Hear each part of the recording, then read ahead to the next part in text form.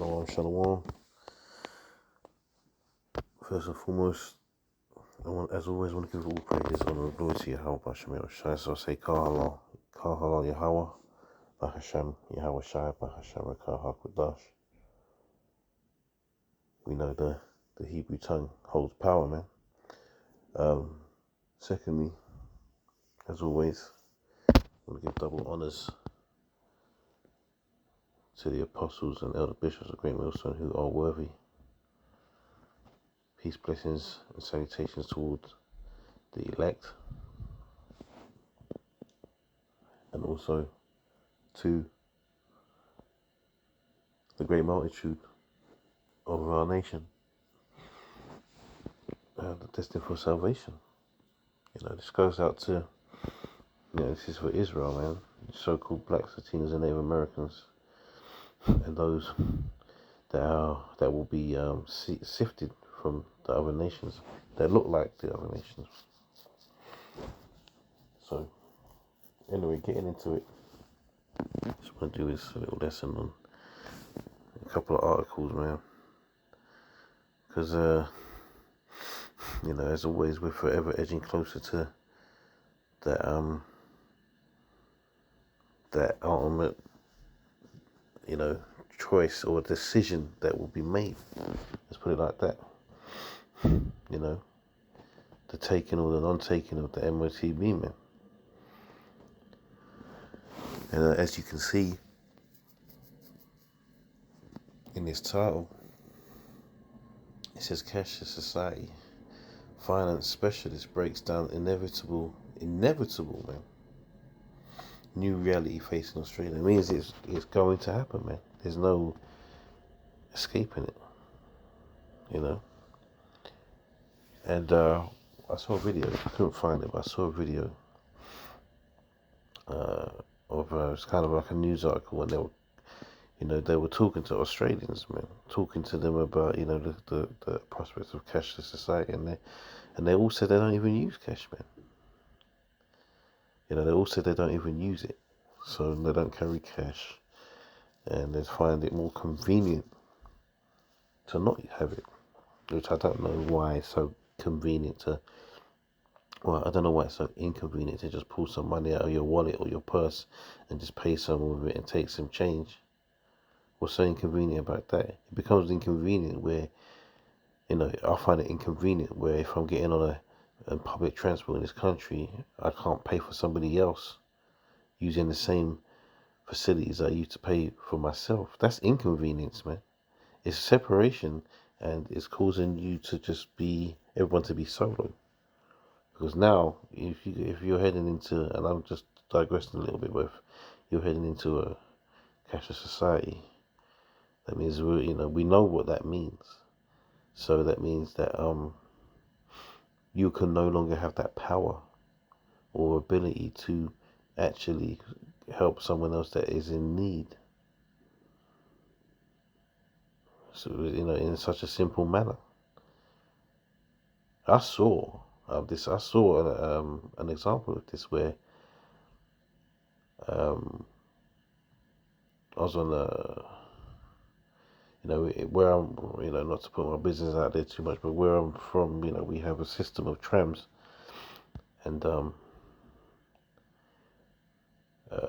was a woman and her old grown son. How some of these men don't grow up and they were still relying on their mothers when they're in their 30s and whatnot, 40s and all of that. And, he was looking like he ain't worked a day in his life. And she looked weary. And basically, when you're on the transport, sometimes the inspectors come on, they inspect your ticket, or they inspect your means of payment to see if you paid.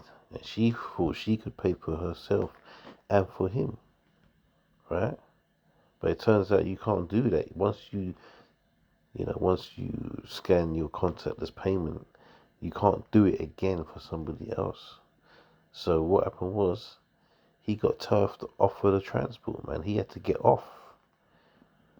And, they're probably questioning him. They start questioning you and stuff, and get you information, and then sending you a letter for a fine and all of that stuff. So that's where it's heading, man. And that's just a small example of, what's coming out of this, man. This is all about information and control. They want to know what everyone's doing, when they're doing it, and where they're doing it, man. When it concerns, the monetary aspect of things. And once they control all of that, they control you. So this convenience that they're talking about was soon going to become an inconvenience. So anyway, let me just read some of this anyway. So Australians weary of the fast approaching reality of life without cash have been told to literally put their money where their mouths are. Predictions say Australia will become a technically cashless society in as little as 2 years, as people rapidly phase out the bills in their pockets for a far more. There he goes. There's that word, convenient, tap and go lifestyle. They keep throwing these words at you, man, because they want you to believe that it's about convenience for you. This is all for you. Yeah, this is all for you. Yeah, we're just trying to make life easier for you. When in turn, it's a trap. It comes with a lot of benefits. It says there's no more fumbling with shrapnel at a packed bar or festival, and losing your wallet is far from the crisis it used to be. Listen, man, life isn't perfect, and you make mistakes and things go wrong. So trying to what, people lose their wallets and their purses in life, man. Shit happens. What can we say about that? They're trying to create this bubble environment where nothing can go wrong, or give you the impression that's what they're trying to do, when in truth, like I said, it's a trap. It is our love affair. It is our love affair with convenience, and that word again, that has driven the rapid change. That and the emergence of smartphones and equally cutting-edge developments in banking technology all played a role in the seismic shift away from cash about 15 years ago, but nobody thought it would all happen this fast. It says, we've never had a cashless society, so we don't know what it looks like. Finance specialist Sarah Wells told news.com Australia, explaining how quickly attitudes have changed over the past decade or so. It says, all the changes we have seen have put us in a situation where we no longer need cash. And remember what happened during the so-called, the so-called pandemic, man. They faced a lot of the use of that out then, man, claiming that that the use of notes and whatnot you could pass on that virus, man, that so-called virus that was out there.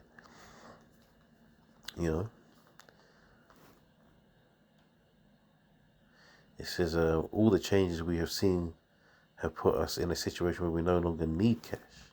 Mr. Wells, and who's we, man? Because they're not speaking for everybody, man. There's people out here that understand what's going on, and they know that the importance of keeping hold of that cash is power in your pocket, man.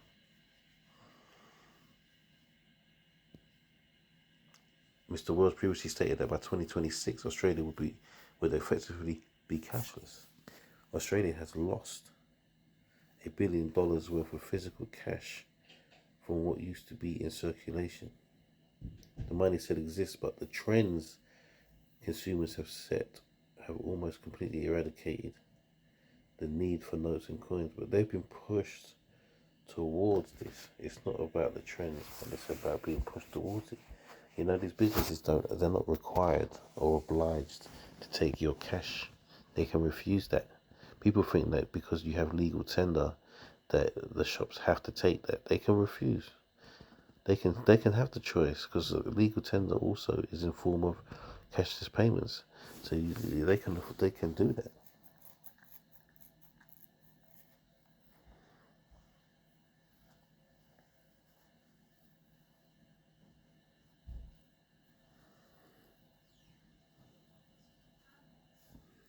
This is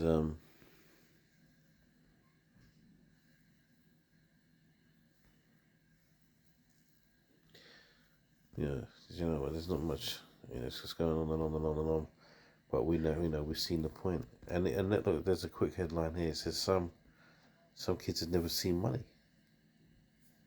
because these people are just this whole urgency for convenience, this small convenience that they think is improving their lifestyle is really taking away their freedoms, man. And just a quick side one here. This is the World Bank, man. These are the guys that are in control, or soon to be in control of this whole system, this whole beast system that's being established, man. Because this is what this is about, right?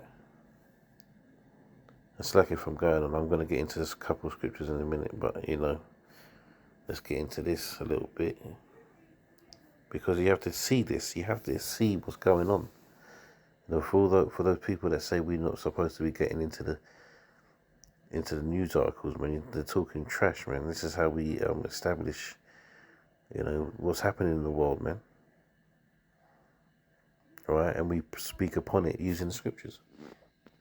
So it says Kenya economic update, accelerating Kenya's digital economy.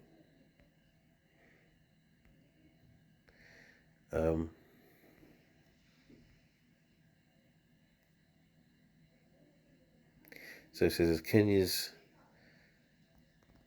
is 2019, it says as Kenya's digital economy propels the country's economic growth, a new World Bank economic update says more needs to be done to prepare citizens and businesses for the economy, society, and jobs for the future.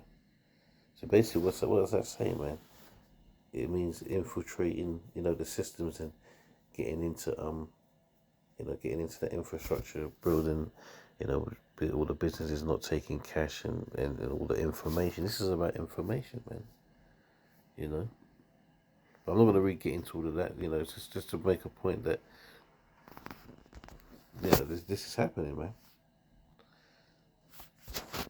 So I already had this one set up. So let's just quickly read this, man, because this is making a good point. Isaiah 60:1 says, "Arise, shine, for thy light is come, and the glory of the Lord is risen upon thee." So, arise and shine, man. Shine what, man? Shine. That's knowledge, man. Shine with the knowledge, right? Right. The light. That light is the knowledge, right? It says, verse 2 says, "For behold, the darkness shall cover the earth, and gross darkness the people," right? These people don't see what's going. They don't understand what's happening, man. That's the gross darkness is that, the masking of the truth. All right, these people are gonna willingly go and walk up and take that MOTB, man. All right, and we know what that means for us if we take that. It says, "In gross darkness the people, but the Lord shall arise upon thee, and his glory shall be seen upon thee." Yeah, man, because we're going to be the ones that are going to be, we're going to be not taking that mark, man. All right. Remember, the scriptures talk about men being beheaded for this, man. This is a serious matter. So this is not a case of men having the will to not take it. You're gonna have to have the spirit of the Lord on you to not take that, man. All right. Because when Esau puts on the pressure with this thing, man, it ain't gonna be easy out here, man. That's actually, that's Jacob's trouble, man. You see them old movies from like the 60s and 70s and all of that, and some in the 80s where they're going into the whole tribulation period and all of that, when you got the whole thing set up for the MOTB, and people are on the run, man, living on the outskirts of society, trying to get by, man. And when they get caught, what? They either have to take that or get their heads lopped off, man. This is what's going to be going on in those times.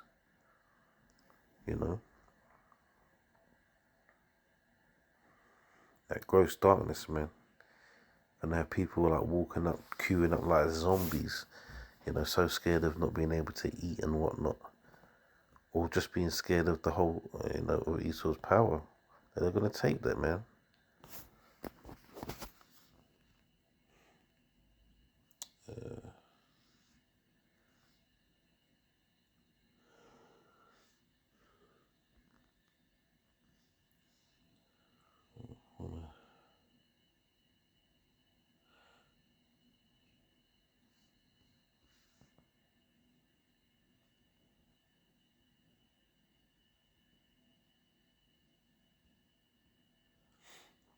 Revelation 14 and 9.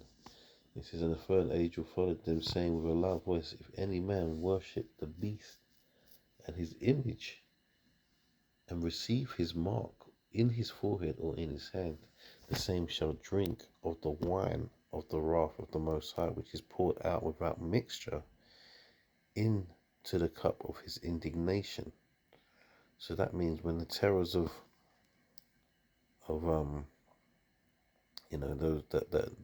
those missiles and that World War III, man, you're in for a whole world of destruction, man. All right, the Lord's not going to be playing. Without mixture, that means the undiluted destruction. Right, it's coming for you. It says, "And he shall be tormented with fire and brimstone in the presence of the holy angels and in the presence of the Lamb." Yeah, because the Yahushua is coming with the army, man. His army, all the armies of his army, man. That's why the Heavenly Father is called the Lord of Hosts, man. But he's coming with them angels, man, in them chariots, man, to kick off that World War III. And that fire and brimstone is what's gonna occur when those missiles are popping off all over the earth, especially in America, aka Babylon. Right? And the smoke of the torment ascendeth up forever and ever, and they have no rest day nor night who worship the beast and his image, and whosoever receiveth the mark of his name. And it's forever and ever just means a long time. And it's not, Babylon's not going to be burning like that, or anywhere for that matter. It's not going to be burning like that forever. All right, well, remember, we're going to create a new heaven and a new earth. So how can it be burning forever? And the scriptures also talk about Babylon, paraphrasing, becoming like a desert, man, with all the wild beasts, man. So how can you have that, and with the wild beasts and the places on fire, man? That's where that false hell doctrine comes from that they teach in Catholicism and Christianity, man.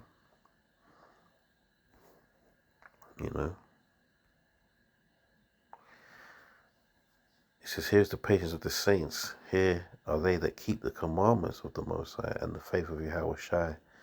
And I heard a voice from heaven saying unto me, Right, blessed are the dead which die in the Lord from henceforth. Yea, saith the Spirit, that they may rest from their labors, and their works do follow them." And that includes that refusal of the mark and dying if needs must for it.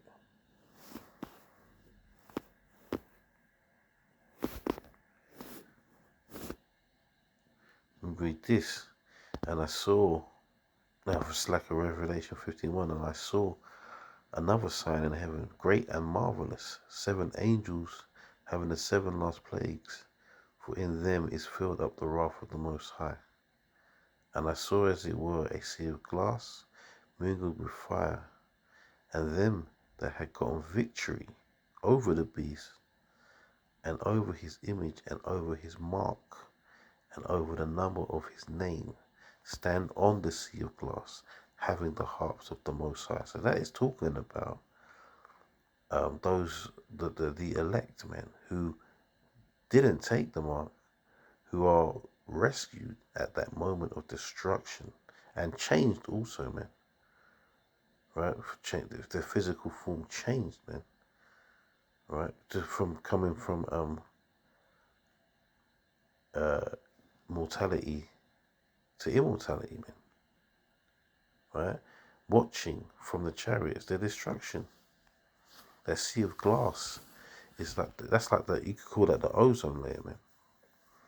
Right? It says, and they sang the song of Moses, the servant of the Most High, and the song of the Lamb, saying, Great and marvelous are thy works, Lord Yahweh Almighty. Just and true are thy ways, thou King of saints. And why wouldn't they be, man? After all of the laboring, and then to be rescued and watch the destruction of your enemy in your new body, with the angels and Yahweh Shai in the midst.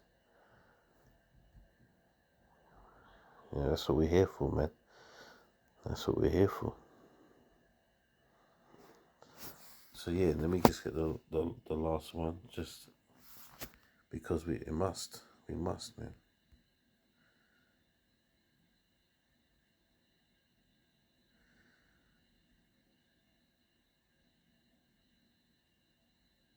Revelation 13:16, and he calls it all, and that he is a man, Esau. That's Esau, man.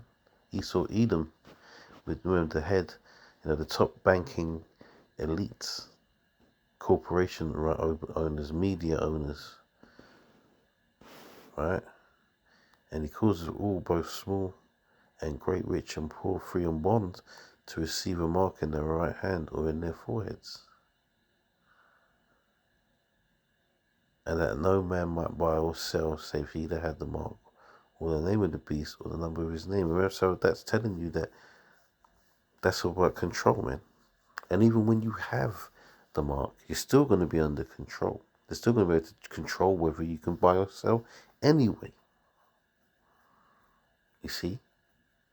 So it's all a trick. If I'm going to put it like this, whoever's going to take it is going to take it, man. Whoever's not going to take it is not going to take it. We don't know. We just pray that we're not of those that are going to take it, man. We pray that the Lord keeps us in those times, of the hour of temptation, man. Verse 18 says, here's wisdom. Let him that hath understanding count the number of the beast, for it is the number of a man, and his number is 666. And so it's telling you, man, it's a man we're talking about here. We're not talking about, like the movies tell you that, the son of Satan is going to rule the earth. And look, first and foremost, Satan is an angel who works as he should do, like all the angels for the Most High. Right? The devil that the Bible speaks of is Esau. He's the deceiver. Right? He's the deceiver. The liar. The son of perdition. Destruction. Anyway, Lord willing, pray this was edifying. And I'll end this by saying, Kal Halal Yahweh, Bahashem Yahweh Shai, Bahashem Rekah HaKadosh, and Shalom until the next one. Shalom.